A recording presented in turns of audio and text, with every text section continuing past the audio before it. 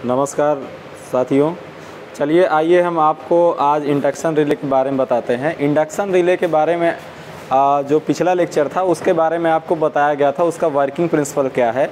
जैसा कि आपको शुरू में ही जब स्टार्टिंग हुई थी रिले की तो उसमें ये बताया गया था कि इलेक्ट्रोमैग्नेटिक रिले होता है। इलेक्ट्रोमैग्नेटिक रिले में दो टाइप का होता है, एक इलेक्ट्रोमैग्नेटिक अट्रैक्शन रिले और दूसरा होता है इलेक्ट्रोमैग्नेटिक इंडक्शन रिले। हमारा टॉपिक कुछ यहाँ से शुरू हुआ था, इलेक्ट्रोमैग्नेटिक रिले, ये हमारा टॉपिक शुरू हुआ था। तो इसमें हमने ये बताया था, एक होता है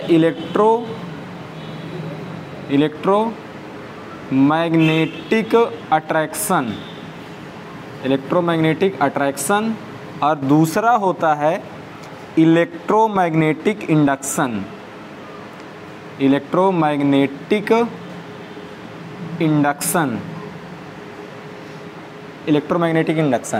तो इलेक्ट्रोमैग्नेटिक रिले ये बेसिक रिले है और ये दो टाइप का होता है, इलेक्ट्रोमैग्नेटिक अट्रैक्शन, इलेक्ट्रोमैग्नेटिक इंडक्शन।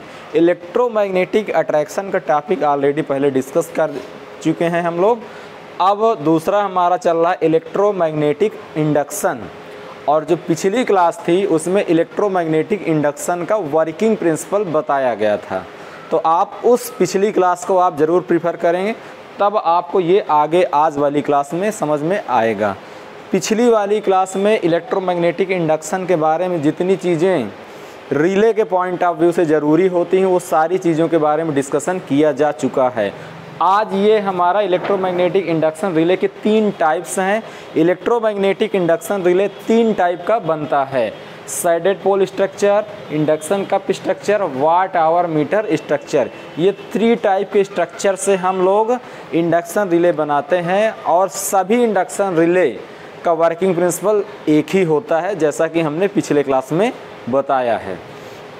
तो चलिए हम आज शुरू करते हैं sided pole structure. Sided pole structure की हेडिंग आप डालेंगे और उसके बारे में हम लोग डिस्कशन करेंगे। देखो क्या है कि लगभग सारी चीज़ें आपको बता दी गई हैं इंडक्शन रिले के वर्किंग प्रिंसिपल में, जो आपके एग्ज़ाम के लिए ज़रूरी है। उन सारे विषयों के बारे में आपको बता दिया गया है। अब हमको क्या है, इसका केवल स्ट्रक्चर बनाना है और इसके बारे में थोड़ा बहुत जानकारी दे देना है, बाकी इसका वर्किंग प्रिंसिपल सबका एक ही रहेगा। तो देखो आपका जो इलेक्ट्रोमैग्नेटिक इंडक्शन रिले होता है उसका स्ट्रक्चर कैसा होता है, साइडेड पोल टाइप का स्ट्रक्चर कैसा होता है, इस चीज़ को हम लोग देखते हैं। देखिए ये हमारा कोर हो जाएगा जिस पर हम वाइंडिंग करते हैं। अब चाहे साइडेड पोल हो या इंडक्शन कप हो, चाहे वाट आवर मीटर हो, तीनों में इंडक्शन रिले के सिद्धांत पर काम करते हैं। तो तीनों हमेशा एसी पर ही काम करेंगे।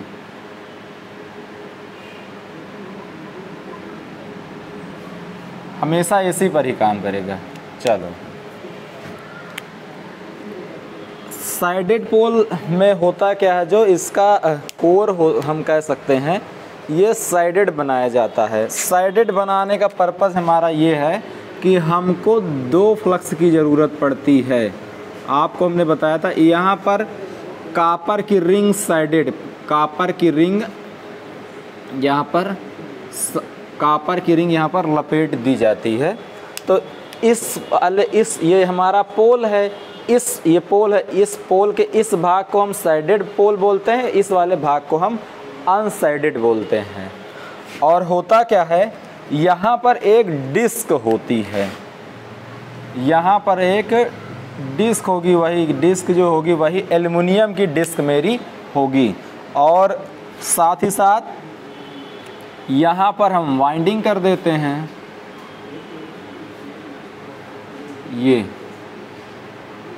ये हम वाइंडिंग कर दिए। ये रिले की कॉइल आप कह सकते हो, रिले की कॉइल। यहाँ पर हम सीटी या तो PT से कनेक्ट करते हैं, CT या तो मैं PT से कनेक्ट करता हूँ। जब मैं CT या PT से कनेक्ट करूँगा तो यहाँ पर क्या होगा, करंट फ्लो होगी। जब करंट फ्लो होगी तो उसके बाद इसमें एक फ्लक्स डेवलप होगा, ये मैग्नेटिक फ्लक्स ये डेवलप होगा इसके कारण। अब यहाँ पर साइडेड पोल और अनसाइडेड भाग के कारण ये फ्लक्स दो भागों में डिवाइड हो जाएगा। ये कुछ इस तरीके से डिवाइड हो जाएगा, ये कुछ इस तरीके से डिवाइड हो जाएगा, ठीक है। तो यहाँ पर आप डिस्क में ये देख पा रहे होंगे कि यहाँ पर दो फ्लक्स आ रहा है। एक फ्लक्स का नाम हम दे सकते हैं phi S means sided flux, और दूसरे फ्लक्स का मैं नाम दे सकता हूँ phi U means unsided flux. देखो, किसी भी डिस्क को घुमाने के लिए या रोटर को घुमाने के लिए आपको दो फ्लक्स की ज़रूरत पड़ती है। इसको मैं ये कह सकता हूँ, एक से अधिक फ्लक्स की ज़रूरत पड़ती है, और साथ ही साथ उसमें फेज का डिफरेंस होना चाहिए। ये चीज़ आपको पिछली वाली क्लास में डिस्कशन किया गया था, इसके बारे में विस्तार से बताया गया था। अगर आप पिछला लेक्चर प्रेफर करेंगे तो ये सारी चीज़ें आपको अपने आप पता लग जाएंगी। तो हमको इस डिस्क को घुमाना है, और ये डिस्क मूविंग कॉन्टैक्ट से जुड़ा रहता है रिले के, और जब ये डिस्क रोटेट करती है तो रिले मेरा ऑपरेट करता है। इतना आप समझिए।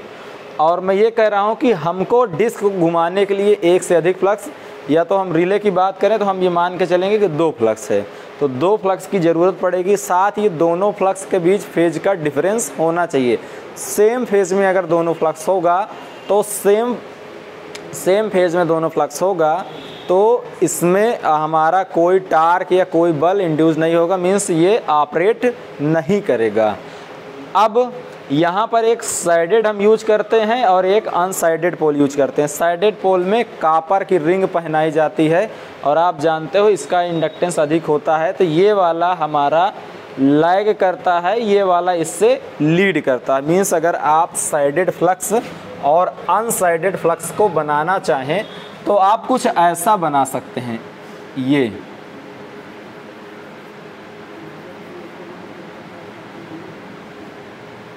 ये वाला मेरा फाई साइडेड हो जाएगा और ये वाला मेरा फाई अनसाइडेड हो जाएगा, और इनके बीच में मैं मान ले रहा हूँ कि फेज का डिफरेंस अल्फ़ा एंगल से हो रहा है।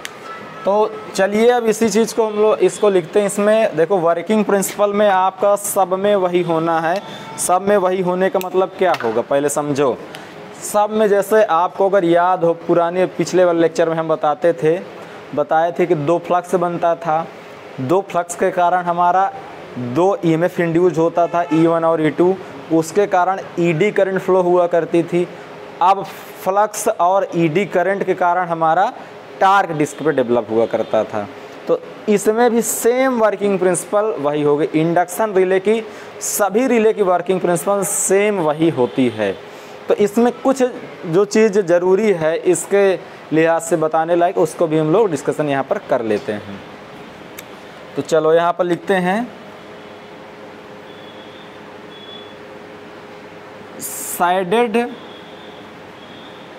साइडेड पोल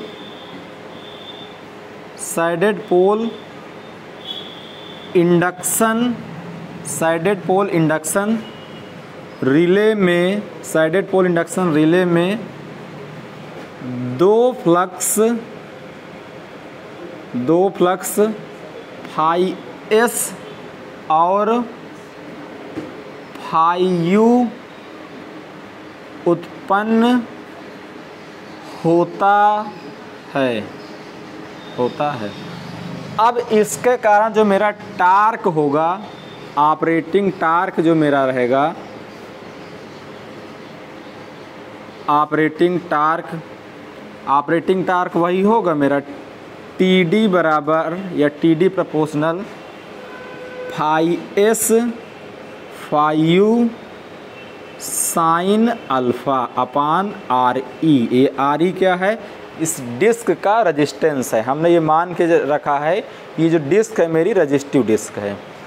तो यहाँ से आप देखो कि ये फाई एस और फाई यू साइन अल्फ़ा, यहाँ से देखो अल्फ़ा, अगर अल्फ़ा की वैल्यू आप 0 रख दोगे तो साइन 0 का मान 0 हो जाएगा, तो आपका टार्क 0 मीन्स आपका डिस्क रोटेट नहीं करेगा, मीन्स ये हुआ कि रिले आपकी ऑपरेट नहीं करेगी।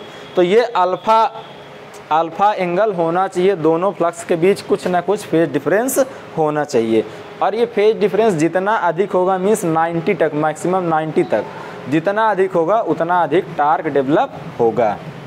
चलो, लगभग सारा कॉन्सेप्ट आपको पिछली क्लास में बताया जा चुका है, इसमें कुछ 2-4 पॉइंट की ज़रूरत पड़ती है, वही बता देते हैं।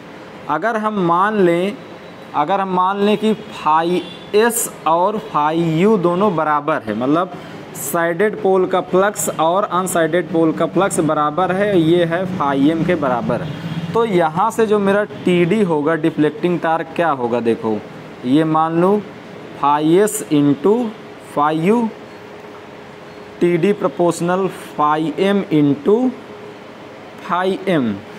अब टी डी प्रोपोर्शनल हो जाएगा फाई एम का square.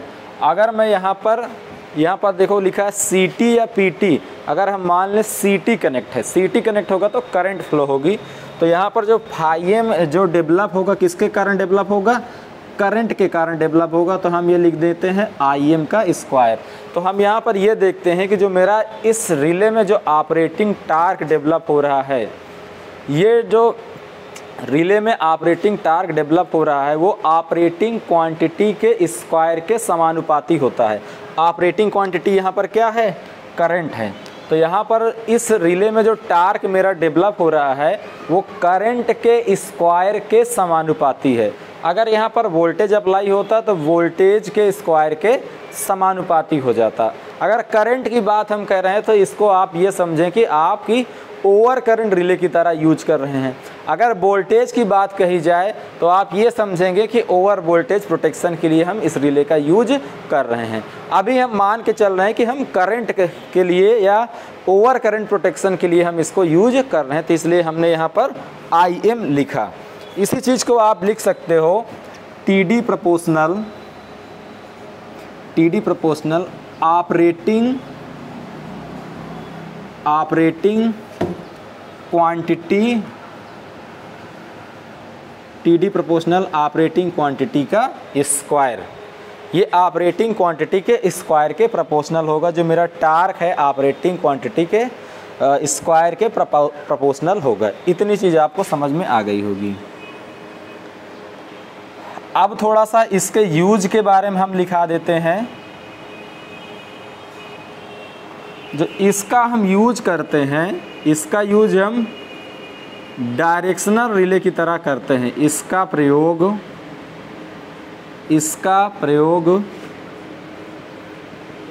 Directional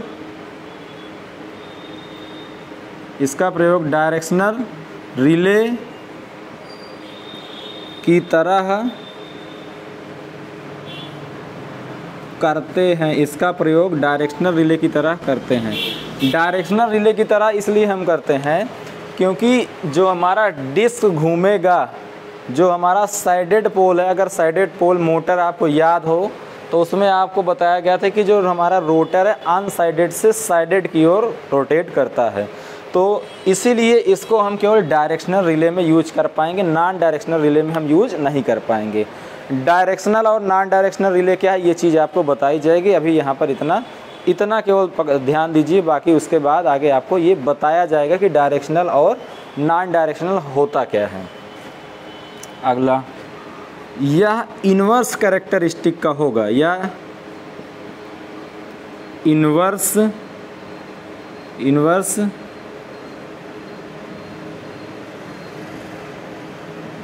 characteristic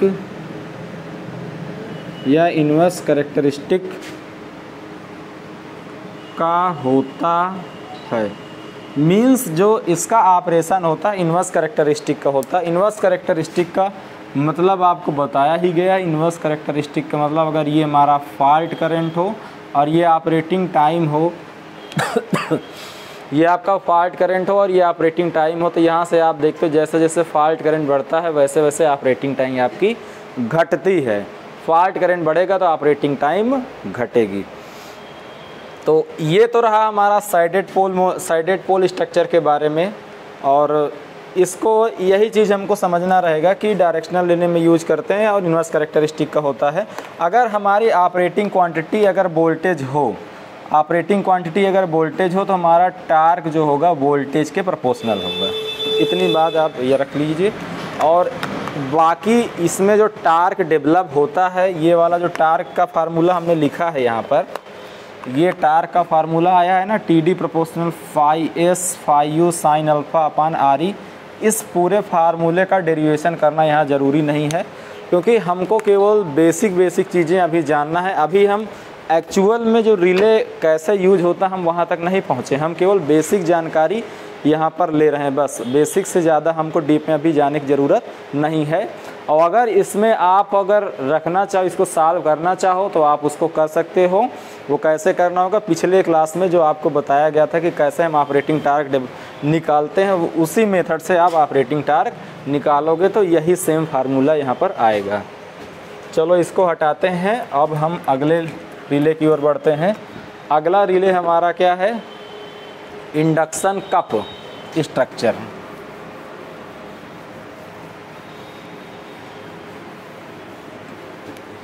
induction type जो रिले होता है बेसिकली 3 टाइप का होता है, ये आपको बताया ही जा चुका है। तो इसमें पहला हमारा था साइडेड पोल, अब दूसरा है induction cup type. Induction cup type relay भी हमारा इंडक्शन रिले का पार्ट है, और इंडक्शन टाइप रिले सबसे फास्ट ऑपरेट करता है, ये भी जान लीजिए। इंडक्शन कप टाइप रिले, अगर इंडक्शन रिले में पूछा जाए कि इंडक्शन रिले में कौन सा रिले सबसे तेज ऑपरेट करता है, तो इंडक्शन कप टाइप। दूसरा हमारा था, हेडिंग डाल लीजिएगा, इंडक्शन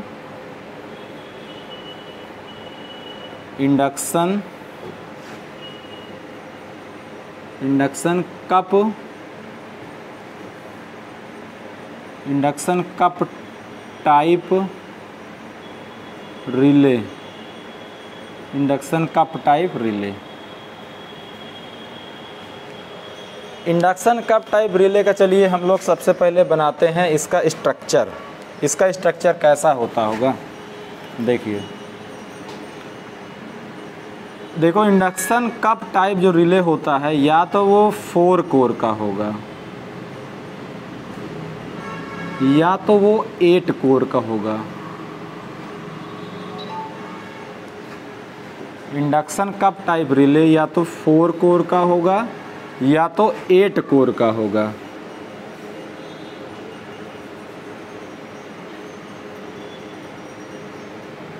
फिगर साथ में बनाते रहिएगा।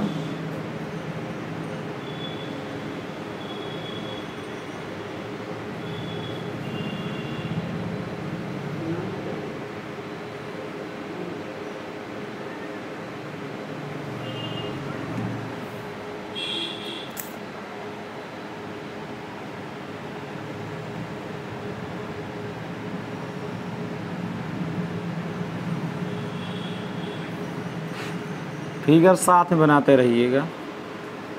ये हम स्टेटर कोर बना रहे हैं इस रिले की स्टेटर कोर बना रहे हैं।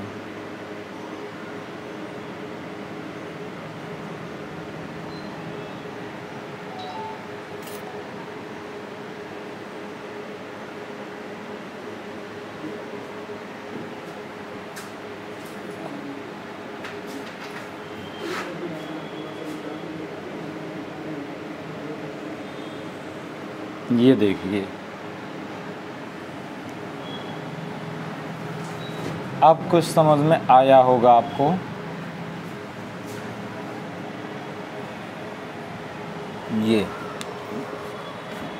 ये मेरा स्टेटर बन गया। अब मैं रोटर बना देता हूँ। ये मेरा रोटर बन गया।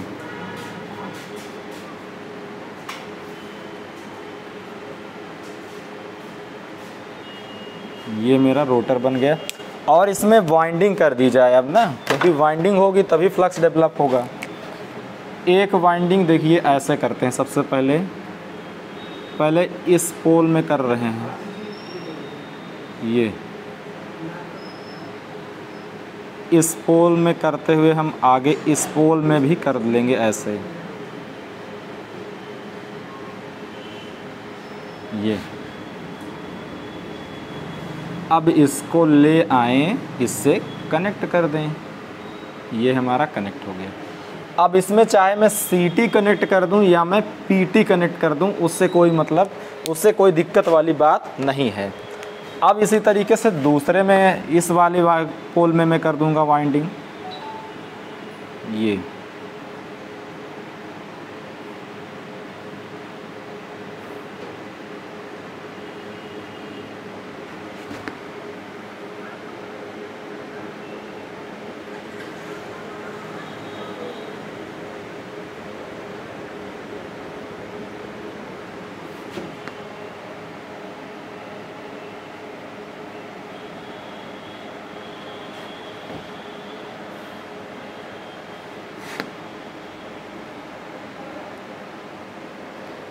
हम मान लेते हैं कि इधर वाला हम PT से कनेक्ट करते हैं और इसको मैं CT से कनेक्ट करता हूँ, इसको मैं CT से कनेक्ट करता हूँ। अगर देखो ये पूरी एक ही वाइंडिंग है, एक तरीके से देखा जाए अलग दो पोल में डिवाइड की गई है। तो अगर मैं ये मानूँ कि इसके कारण CT के कारण फ्लक्स मेरा ∅1 बन रहा है और PT के कारण जो मेरा फ्लक्स बन रहा है वो ∅2 बन रहा है, और ये कहाँ पर इंटरेक्ट हो रहा है, इस रोटर पर इंटरेक्ट हो रहा है, इस रोटर पर अप्लाई हो रहा है। तो ये जो रोटर है मेरा, ये हॉलो रोटर है, इसको चाहो तो लिख सकते हो, ये hollow rotor, hollow cylindrical rotor. और ये मेरा क्या है, ये मेरा स्टेटर है, स्टेटर, ठीक है। यहाँ पर जैसे ही मैं CT से कनेक्ट करूँगा, यहाँ पर सप्लाई जाएगी तो यहाँ पर ∅1 फ्लक्स बनेगा, और इसको जब मैं PT से कनेक्ट करूँगा तो ये वाली वाइंडिंग मेरी ∅2 फ्लक्स बनाएगी। ये ∅1 और ∅2 फ्लक्स इस रोटर पर इंटरेक्ट होंगे। इस रोटर पर इंटरेक्ट होने से होगा क्या, इसमें ये रोटर मेरा घूमेगा, या तो मैं ये कहूँ ये रोटर ऑपरेट करेगा या रिले मेरी ऑपरेट करेगी। अब होता क्या है कि ये जो रोटर है, देखिए अगर जो मेरा डिस्क था तो डिस्क एक पतली चादर टाइप की होती है और उसका शेप सर्कुलर होता है, लेकिन यहाँ पर जो रोटर है, यहाँ पर जो रोटर ये हॉलो सिलेंडर टाइप का लगा हुआ है, और इसमें देखो चारों साइड से इसमें पोल लगे हैं, इधर से भी पोल, इधर से भी पोल, इधर से भी पोल, इधर से पोल। तो मतलब ये है कि यहाँ पर फ्लक्स लीकेज की संभावना कम होगी। तो ये आप या तो आप इसको ऐसे कह सकते हो कि यहाँ पर ज़्यादा से ज़्यादा फ्लक्स इस रोटर से इंटरैक्ट होगा, जिसके कारण इसमें जो टार्क डेवलप होगा वो हाई टार्क डेवलप होगा, वो स्मूथ टार्क डेवलप होगा। ये इंडक्शन कप रिले की खासियत होती है।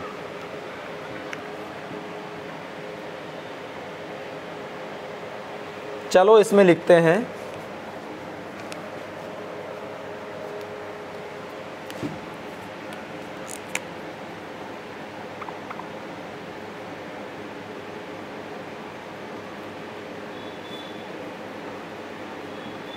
इंडक्शन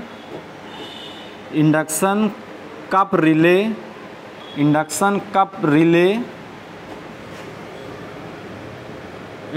कप रिले 4 पोल या 8 पोल, 4 पोल या 8 पोल का होता है। इंडक्शन कप रिले 4 पोल या 8 पोल का होता है। चलो अगला लिखो, इसमें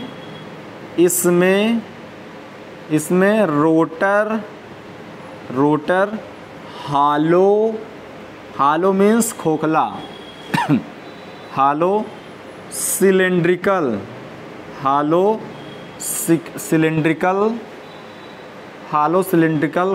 कप, हालो सिलिंड्रिकल कप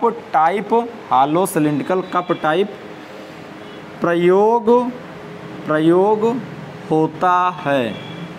होता है।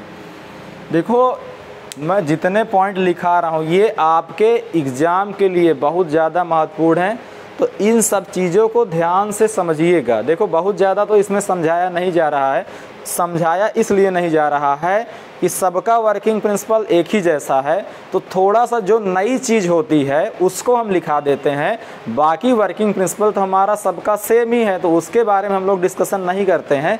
लेकिन जिस रिले में जो नया चीज़ दिखता है हम उसके बारे में ऐड कर दे रहे हैं।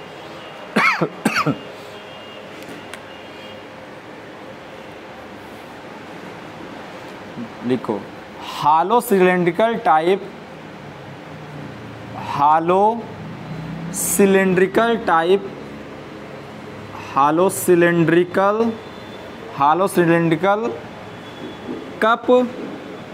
कप टाइप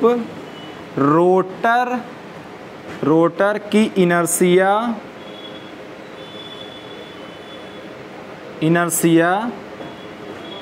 डिस्क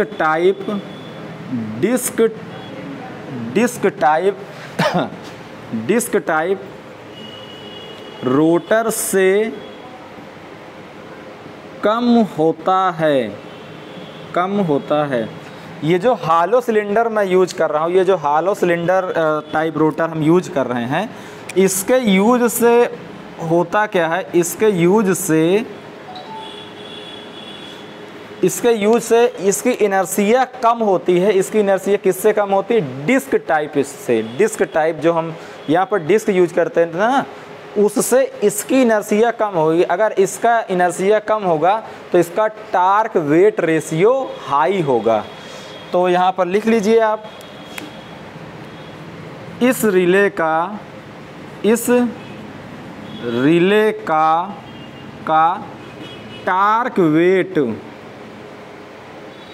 टार्क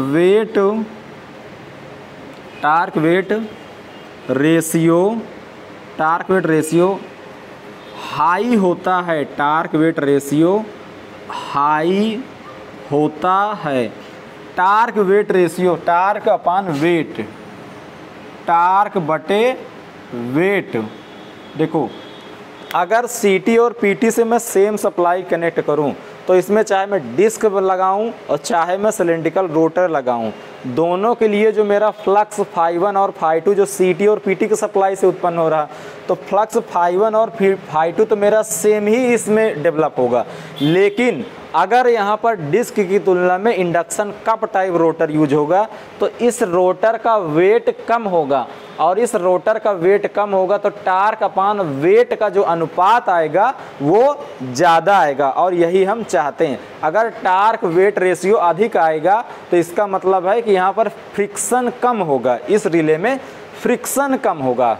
अगर फ्रिक्शन कम होगा तो क्या होगा? ज़्यादा सेंसिटिव होगी और हाई स्पीड ऑपरेशन होगा। तो यहाँ ये जो टार्क वेट रेशियो हाई होगा, इसको आप लिख सकते हैं फ्रिक्शन इफेक्ट लो। फ्रिक्शन इफेक्ट लो। इससे क्या हो जाएगा? आपका फ्रिक्शन इफेक्ट लो हो जाएगा। फ्रिक्शन इफेक्ट लो हो जाने से क्या होगा? आपका ये ज़्यादा सेंसिटिव रिले हो जाएगा, ये स्पीड ज़्यादा हो जाएगी। फ्रिक्शन कम होने का मतलब आप खुद ही समझ पा रहे होंगे कि स्पीड इसकी अच्छी मिलेगी, इसमें कम घर्षण बल लगेगा। अगला लिखते हैं, इस रिले का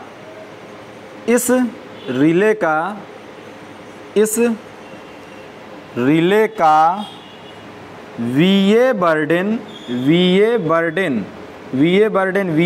के बारे में हमने बताया है पिछली क्लासों में। VA बर्डन कम होता है। अगर VA बर्डन कम हो जाएगा तो इसकी सेंसिटिविटी हाई हो जाएगी।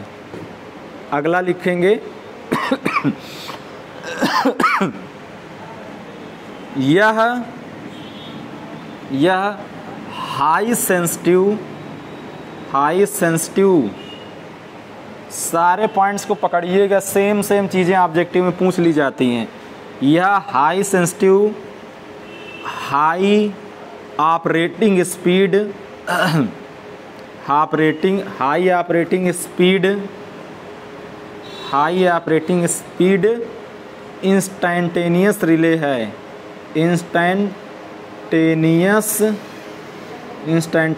रिले है। देखो इंस्टैंटेनियस का मतलब होता है इसमें कोई टाइम लैग ना हो। अब इसमें टाइम लैग और इंस्टैंटेनियस ये सब कुछ आपको आगे मिलेगा। इंस्टैंटेनियस का मतलब तुरंत ऑपरेट हो जाए, और टाइम लैग का मतलब उसमें जैसे हमने टाइम सेट कर दिया कि 1 सेकंड बाद ही ऑपरेट करेगा, चाहे फॉल्ट जैसा हो, तो वो टाइम लैग हो जाता है। ये इंस्टैंटेनियस रिले है। हालांकि इसको हम इनवर्स कैरेक्टरिस्टिक का बना सकते हैं, लेकिन ये इंस्टैंटेनियस रिले है।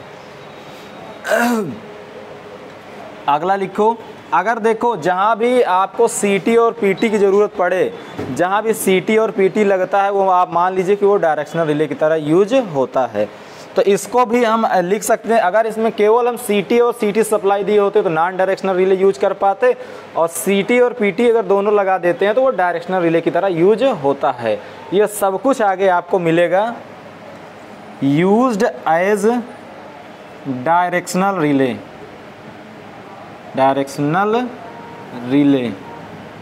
चलो, तो ये था हमारा इंडक्शन कप टाइप की कुछ जो खास बातें होती हैं वो ये हैं, और इनका स्ट्रक्चर कुछ ऐसा होता है। बाकी वर्किंग प्रिंसिपल इंडक्शन रिले की तरीके से ही होता है। तो मैं समझता हूँ आप लोग इसको लिख लिए होंगे, इसको अब हटा दिया जाए।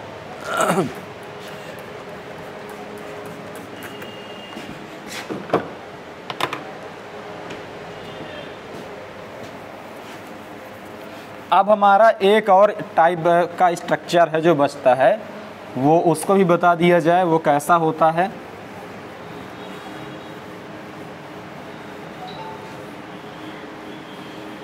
सबसे पहले तो हम क्या करेंगे, उसका हम फिगर ड्रा करेंगे कि वो कैसा होता है असल में।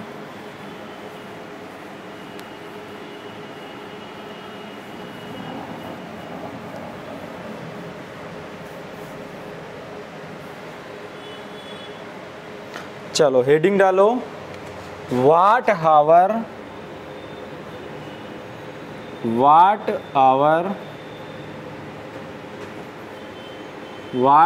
मीटर स्ट्रक्चर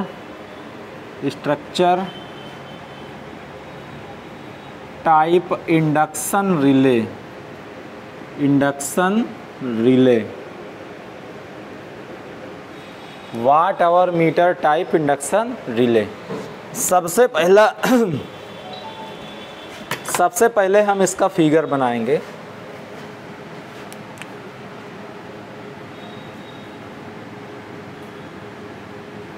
इसके बारे में तो आप जान ही रहे होंगे कि वाट आवर मीटर का स्ट्रक्चर कैसा होता है।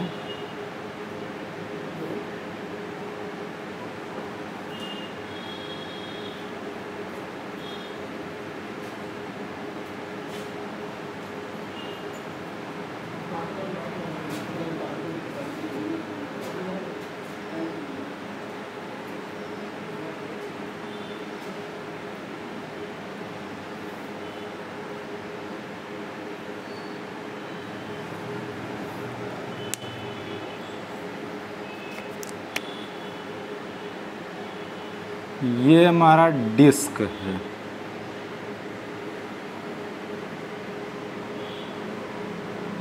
ये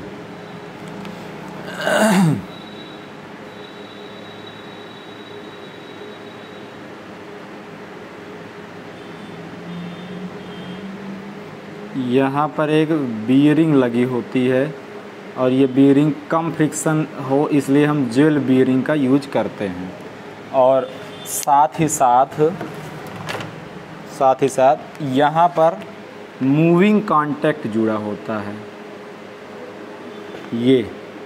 ये मूविंग कांटेक्ट रहेगा, ये डिस्क से कनेक्ट रहेगा, ये मूविंग कांटेक्ट। और ये वाला फिक्स कांटेक्ट रहता है, ये ट्रिप सर्किट से जुड़ता है।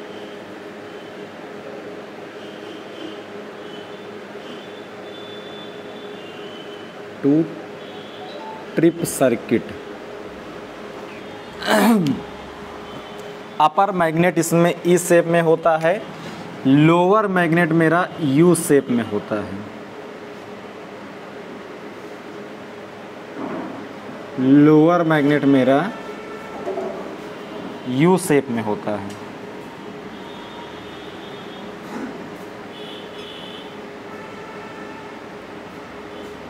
ये कुछ ऐसा मेरा होगा।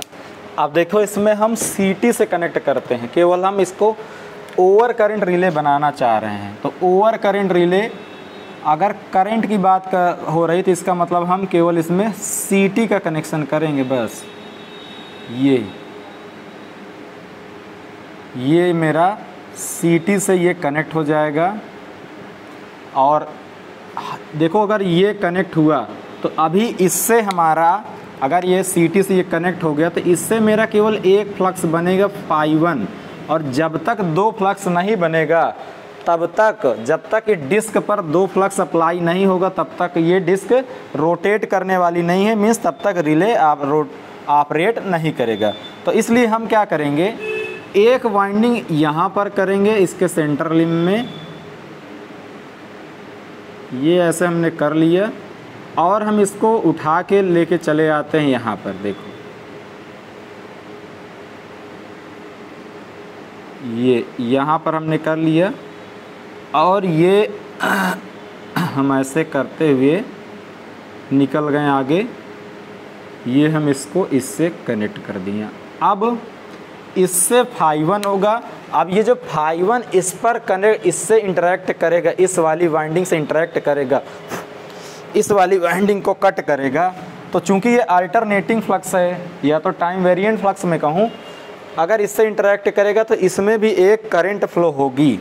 इसमें अगर मैं मान लूँ कि करंट I2 फ्लो होगी और यहाँ पर करंट I1 फ्लो होगी, तो इस I1 के कारण क्या फ्लक्स बन रहा है, φ1 बन रहा है। और इस φ1 के कारण इसमें I2 करंट फ्लो हो रही है, और इस I2 करंट के कारण एक फ्लक्स बनेगा, और वो जो फ्लक्स होगा वो कहलाएगा φ2। ये φ1 और φ2 कहाँ पर अप्लाई हो रहे हैं, इस डिस्क में अप्लाई हो रहे हैं। तो अगर डिफ्लेक्टिंग टार की बात कही जाए तो डिफ्लेक्टिंग टार हमारा वही होगा φ1 φ2 साइन अल्फ़ा। अल्फ़ा क्या है, φ1 और φ2 के बीच का एंगल है। इसका भी वर्किंग प्रिंसिपल सेम वैसे ही होगा। अब ये चूंकि हम केवल सीटी से कनेक्ट किए हैं तो ये ओवर करंट रिले की तरह यूज होगा। अगर इसको मैं पीटी से कनेक्ट कर देता तो ये सीटी पीटी, तो हम इसको डायरेक्शनल रिले की तरह यूज कर लेते हैं।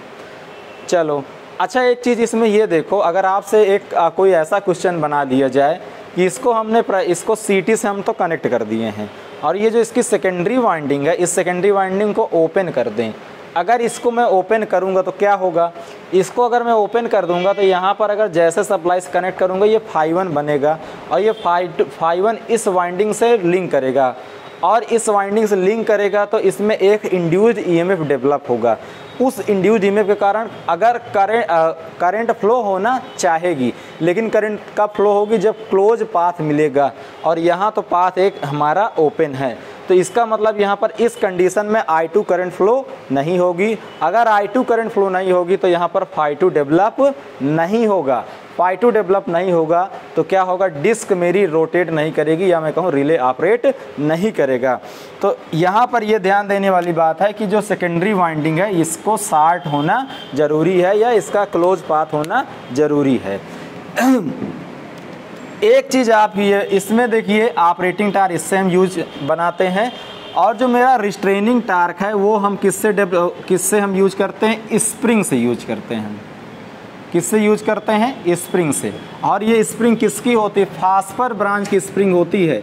ये स्प्रिंग कुछ ऐसी होती, ये अगर आप देखो ये ऐसे, तो अब ये यहाँ पर ये ऐसा होगा, यहाँ पर और यहाँ पर ये हमारा ये ऐसा स्पिंडल रहेगा, और इसके ऊपर यहाँ पर, इसके ऊपर ये यहाँ पर ये डिस्क मेरी लगी होगी, ये ऐसे, ये मेरा कुछ ऐसा स्ट्रक्चर होता है। तो जैसे जैसे डिस्क घूमती है, जैसे जैसे डिस्क घूमती, इस स्प्रिंग में तनाव बढ़ता है। अगर उदाहरण के तौर पर इस स्प्रिंग को हम ऐसे ना बनाकर ऐसे बना के आपको दिखाएं, ये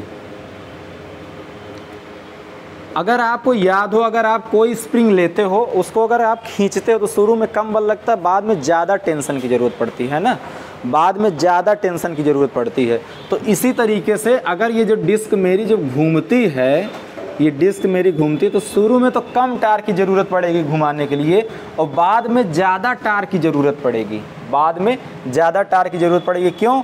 क्योंकि जब स्प्रिंग मेरी ट्विस्टेड हो जाएगी, जब मेरी स्प्रिंग खींच जाएगी, जब मेरी स्प्रिंग खींच जाएगी, भले इसमें मैं KR कांस्टेंट मानता हूँ, स्प्रिंग में जो कंट्रोलिंग टार्क मैं KR कांस्टेंट मानता हूँ, बट KR ने K2 हम हर जगह माने हैं, तो यहाँ भी हम K2, यहाँ पर K2 माने हैं। तो इसलिए हमने हर जगह क्या माना था कि स्प्रिंग में जो मेरा टार्क, रिस्ट्रेनिंग टार्क डेवलप होता है वो कांस्टेंट होता है, बट ऐसा होता नहीं है। जैसे जैसे ज़्यादा हम स्प्रिंग को खींचते हैं, जैसे जैसे ज़्यादा हम स्प्रिंग को खींचते हैं, होता क्या, ज़्यादा बल की ज़रूरत पड़ती, मीन्स ज़्यादा रिस्ट्रेनिंग टार्क डेवलप होने लगता है। तो जैसे ये मेरा डिस्क घूमेगा वैसे वैसे इस स्प्रिंग में ज़्यादा टेंशन आएगा। तो मतलब ये मैं कह सकता हूँ कि रिस्ट्रेनिंग टार्क मेरा ज़्यादा होने लगा, शुरू में कम रहेगा, बाद में ज़्यादा होगा। तो अगर देखा जाए, अगर ऑपरेटिंग टार्क मेरा वही है, ऑपरेटिंग टार्क मेरा वही है, तो इसका मतलब चीज़ें कुछ अनबैलेंस हो रही हैं। तो इसीलिए हम क्या करते हैं, स्पाइरल शेप में हम डिस्क यूज करते हैं। स्पाइरल शेप में डिस्क यूज करने से फ़ायदा ये होता है कि जैसे जैसे हमारी डिस्क घूमती है, जैसे जैसे मेरी डिस्क घूमती है, वैसे वैसे स्प्रिंग में मेरा रिस्ट्रेनिंग फोर्स बढ़ता है, और उस रिस्ट्रेनिंग फोर्स को काउंटर बैलेंस करने के लिए डिस्क अगर स्पाइरल शेप की मैं यूज करूंगा, तो स्पाइरल शेप के कारण होगा क्या, जैसे जैसे डिस्क घूमेगी वैसे वैसे होगा क्या, पोल के संपर्क में डिस्क ज़्यादा आएगी, पोल के द्वारा जो फ्लक्स है वो ज़्यादा आएगा, पोल के द्वारा जो फ्लक्स डिस्क में जा रहा है वो ज़्यादा इंटरेक्ट होगा। इसलिए होगा क्या, मेरा ऑपरेटिंग टार्क वैसे वैसे थोड़ा सा बढ़ेगा। जैसे जैसे रिस्ट्रेनिंग फोर्स स्प्रिंग के कारण बढ़ेगा, वैसे वैसे डिस्क के स्पाइरल शेप होने के कारण हमारा डिफ्लेक्टिंग टार्क या ऑपरेटिंग टार्क भी बढ़ने लगेगा। तो जिसके कारण वो जो रिस्ट्रेनिंग फोर्स मेरा बढ़ा, उसको काउंटर बैलेंस कर लिया ऑपरेटिंग फोर्स। तो इसलिए आपको स्पाइरल शेप का डिस्क यूज करने के लिए कहा जाता है। और ये डिस्क किसका बना होता है, एल्युमिनियम का ये डिस्क बना होता है। हालांकि अगर जो भी समझाया जाता, जो भी एग्जांपल लिया जाता, उसमें सब में यही बताया जाता है कि जो स्प्रिंग के कारण हमारा रिस्ट्रेनिंग टार्क या रिस्ट्रेनिंग फोर्स डेवलप होता है वो कांस्टेंट होता है, बट अगर प्रैक्टिकल बात की जाए तो कांस्टेंट नहीं होता है। जैसे जैसे डिस्क मेरी घूमती वैसे वैसे रिस्ट्रेनिंग फोर्स बढ़ता है, और स्पाइरल शेप के कारण जो उसका डिस्क का पार्ट है वो पोल में ज़्यादा आता है, पोल के बीच ज़्यादा आता है, मीन्स फ्लक्स का लिंकेज ज़्यादा होता है स्पाइरल शेप के कारण। तो हमारा जो ऑपरेटिंग टार्क है वो भी ज़्यादा हो जाता है, जिससे क्या होता है, रिस्ट्रेनिंग फोर्स हमारा काउंटर बैलेंस हो जाता है।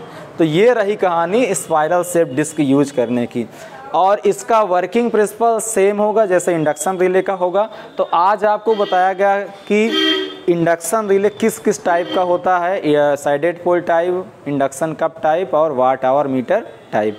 हाँ, इस रिले की खासियत ये होती है, वाट आवर मीटर में कि हम φ1 और φ2 के बीच जो एंगल है वो काफ़ी ज़्यादा वैरी कर सकते हैं। φ1 और φ2 के बीच का जो एंगल होता है, φ1 और φ2 के बीच का जो एंगल है, इसको हम काफ़ी ज़्यादा वैरी कर लेते हैं। इसको काफ़ी वैरी करने से होता है क्या, टार्क हम जैसा चाहें वैसा हम प्राप्त कर सकते हैं। अगर अल्फ़ा की वैल्यू जितना ज़्यादा मैं बढ़ाऊंगा उतना अधिक मेरा टार्क डेवलप होगा या उतना अधिक मेरा ऑपरेटिंग फोर्स डेवलप होगा। तो 3 टाइप का इंडक्शन रिले होता है, 3 टाइप का स्ट्रक्चर होता है, 3 टाइप के स्ट्रक्चर से मेरा इंडक्शन रिले होता है। तो ये थी आज की क्लास में आपको बताया गया इंडक्शन रिले की कुछ बेसिक जानकारियाँ। अब हम लोग आपसे नेक्स्ट क्लास में अगले टॉपिक के साथ मिलेंगे, या आज की क्लास हम यहीं पर एंड करते हैं। चलिए, बहुत बहुत धन्यवाद आपका, थैंक यू।